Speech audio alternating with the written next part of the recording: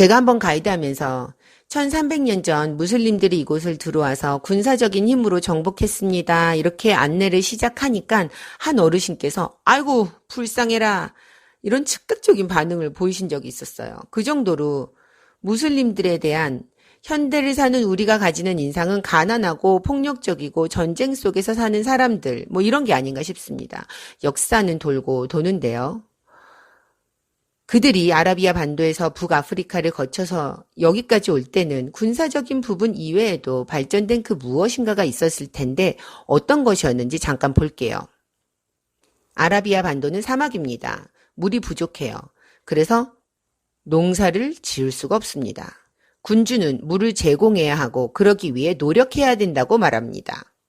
그래서 물이 없는 지역 사람들은 우물을 파고 오아시스를 찾고 오아시스를 만들고 수원지를 찾아서 물길을 연결하고 제공해야 한다라고 이야기를 했죠.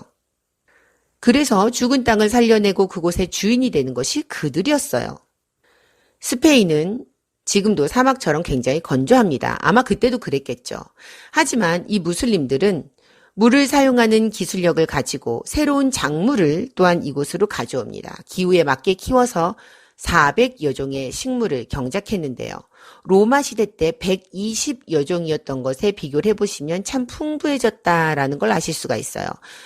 예를 들면 사탕수수, 오렌지, 샤프란, 귤, 쌀, 수박, 모가, 당근, 바질, 석류, 아몬드, 온나무, 가지, 참깨, 양배추, 안티초크, 시금치 등등입니다.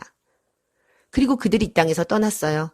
17세기 스페인에서 경작되는 작물의 숫자가 120여 종이었어요. 280여 종이나 없어진 거죠. 단 감자나 토마토가 아메리카 대륙에서 새로 유입됐단 말이에요. 그러니까 얼마나 더 경작이 둔화되는지를 보실 수 있어요.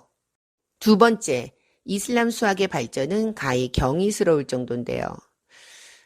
그리스, 인도 등의 수학을 종합해서 대수, 방정식, 적분, 행렬, 기하학, 십진법 등 나열할 수 없을 정도의 수많은 분야를 발전시킵니다.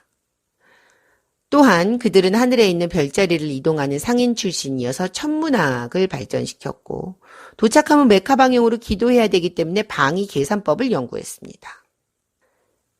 또한 의학의 선구자입니다. 그리스식 의학을 연구했고 수많은 책들을 집필했어요.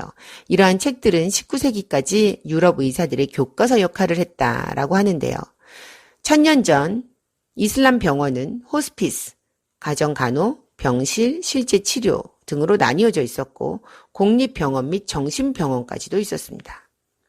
이븐 시나라고 하는 학자가 10세기에 쓴 의학 정전은 생리학 연구, 전염병의 발견, 전염병의 확신 시 검역을 도입하는 법, 실험약의 도입 이런 것들이 나열되어 있습니다.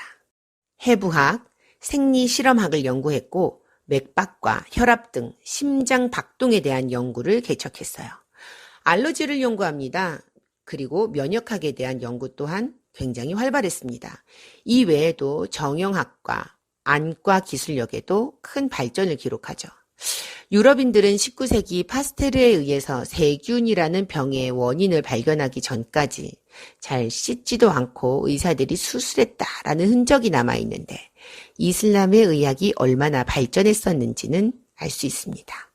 또한 종이를 저렴하고 가볍게 만드는 기술력을 중국에서 도입해서 수많은 지식들을 책에다가 적어서 보급했습니다. 중세의 유럽 사람들은 책이 뭔지도 모르는 사람이 90% 이상이었습니다. 상위 몇 프로만 양피지로 된 책을 읽을 특권이 있었던 반면에 무슬림들의 도시, 대학교 도서관에는 몇십만 권씩 책이 가득했어요.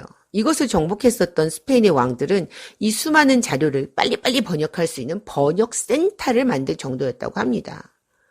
철학 부분에서는 아베로에스라고 하는 대가가 아리스토텔레스의 철학을 집대성하기도 하는데요.